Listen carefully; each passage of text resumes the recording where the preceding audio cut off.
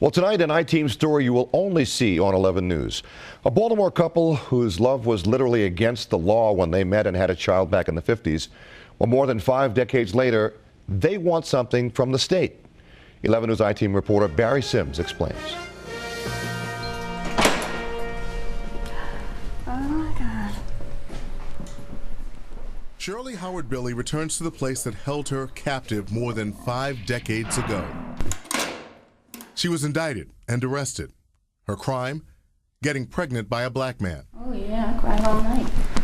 I was afraid I'd never get out. Now at age 75, Shirley and her 76-year-old husband John visit the former Pine Street Women's Jail, now a historic site. They reflect on how their relationship has endured. And I never forget this. I always think about it. I know it's been a long time, but it just doesn't go away. It's creepy. Pictures help tell the story of their 53-year marriage. But back in 1956, hair and clothing styles were a lot different, and so were social attitudes about interracial couples. The indictment from May of that year claims Shirley Ann Howard, who was then and there a white woman, unlawfully suffered and permitted herself to be begotten with child by a Negro or mulatto, to wit, John Moses Billy. The penalty she faced? 18 months to 5 years in prison. I had to go down to grand jury to verify that I was the father of Shirley Howard baby. And I wasn't about to deny it. Back then, John was a 21-year-old musician performing with a band known as the Honey Boys. Shirley was 20, and to this day, she still has questions. How this all came about, and why they pursued it with me and not other people, and and things like that, and I just could never get answers. Shirley spent one night behind bars before getting bailed out, but that was only part of the ordeal. Social services and child welfare got involved. The Billy's son, Johnny, was taken away from them. He was placed in an orphanage, St. Elizabeth's home for colored infants and children. He spent nearly 2 years there. So explain what it was like having to continue to go to the orphanage to see your son. My son was in St. Elizabeth's for quite a while. What was that like for you? I mean, I just had every day to think about, it's making me upset, I can't believe it, how to get him home. Shirley's attorney argued that the origins of the Maryland law that landed her in jail dated back to 1663 and slavery. A later version in 1715 penalized white women who got pregnant by black men. The Billies say the law had never been enforced until Shirley's arrest. I think at that time they wanted to take Shirley and make a example out of it. To get her son back, Shirley had to prove to the court she was working, had a place to live, and was married. John says he was drafted into the Army during peacetime, but after basic training, he came back. The couple married in 1958. And we had to go to D.C. to get married. Had to go to D.C. to get married. Because it was illegal in Maryland. A judge dismissed the case against Shirley, something she says she never knew because her attorney told her not to come to court on that day. And the state abolished the law, declaring it unconstitutional in 1957.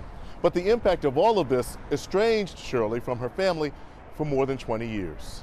I always said my mother, she really missed out because they were really, really good, nice children. Shirley says her mother didn't get to know the grandchildren, John, Gregory, and Terry, until they were adults. The Billies have suffered quietly.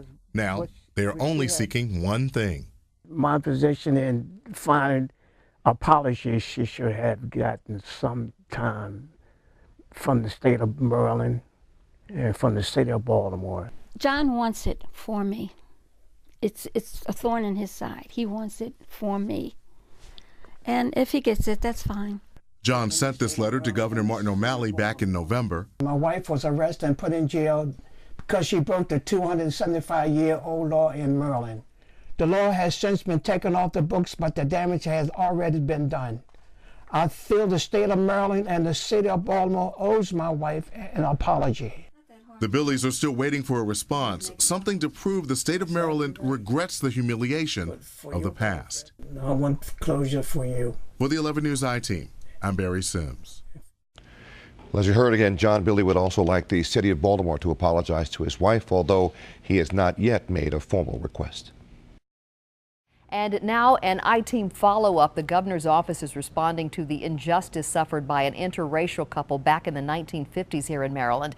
In our report, Love Against the Law, Shirley and John Billy described how they endured despite a Maryland law designed to keep them apart. 11 News I-Team reporter Barry Sims has more on how Governor Martin O'Malley reacted to their story.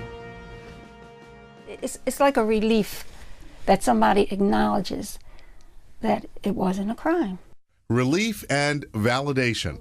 Shirley and John Billy say that is what they gained by telling their story. In 1956, Shirley was indicted, arrested, and thrown in jail when the state enforced an antiquated law. Her crime? Giving birth to a child fathered by a black man. John asked Governor Martin O'Malley for an apology for his wife.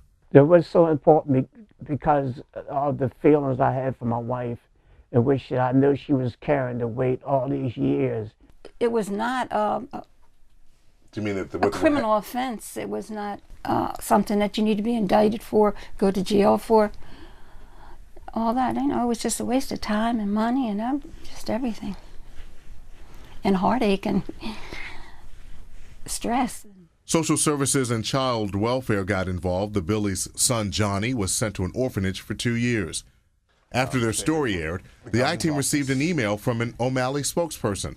It says, the governor is writing a letter to the Billies. He calls what happened an example of many injustices that occurred in our state and in our nation's history. And he believes we should both acknowledge and learn from these intolerable actions and teach our children to embrace one another and learn their history so they can build a better future. I feel relief. I feel like something's been lifted off of me, really. The Billies look forward to receiving the governor's letter. For the 11 News I-Team, I'm Barry Sims. By the way, John and Shirley Billy have been married for 53 years. They have raised 3 children, and the law that landed Shirley Billy in jail was repealed in 1957.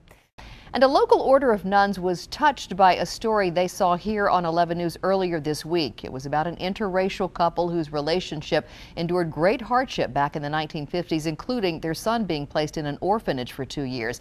After that story aired, the nuns felt compelled to call them. 11 News I-Team reporter Barry Sims explains why. Yeah, I went on the internet. And within minutes, the connection between these nuns and a Baltimore family grew stronger.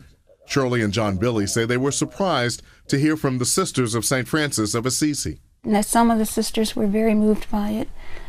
They were crying. Sister Ellen Carr contacted the Billies shortly after the I-Team reported on how an antiquated and unjust law impacted the couple back in the 1950s. And I called her the very next day, and how touched the sisters were and how much we really would love to have her come and her husband come and Johnny come and anyone else in the family who would like to come and join us for dinner one night. As the I-Team reported, Shirley Billy was indicted and jailed for being a white woman who became pregnant by a black man. The couple's infant son, Johnny, was placed in St. Elizabeth's Orphanage for Colored Infants and Children, which was run by the nuns. In some ways it was overwhelming. I mean, I literally got choked up. I mean, I just can't imagine what she went through. And I can't imagine what he went through, knowing what she was going through. John and Shirley had to visit Johnny here for nearly 2 years. Her child. The child was not our child. It was her child. And she had to leave him here. I just can't fathom what that was like for her. Photos give a bit of the facility's history. The building housed 300 children. It was constructed in 1917 with funds the sisters begged for in Boston, Philadelphia, and Baltimore. I had never seen an Afro-American child. I was born and grew up in Maine. 91-year-old Sister Margaret Gardner cared for older boys back in the 50s and says she was still concerned about them after they left. You were glad when a child was able to go into either a foster home or adoption. The nuns took us on a tour of the facility. This is the area that the babies and the toddlers were kept in. The orphanage closed in 1960. The 20 sisters who live here now are looking forward to getting together with the Billies. They believe the family's history is intertwined with their own. For the 11 News I-Team, I'm Barry Sims. Amazing. The Billies have always wanted to see their son's records from the time that he was in the orphanage, and the sisters, through Catholic Charities, are helping them to do that.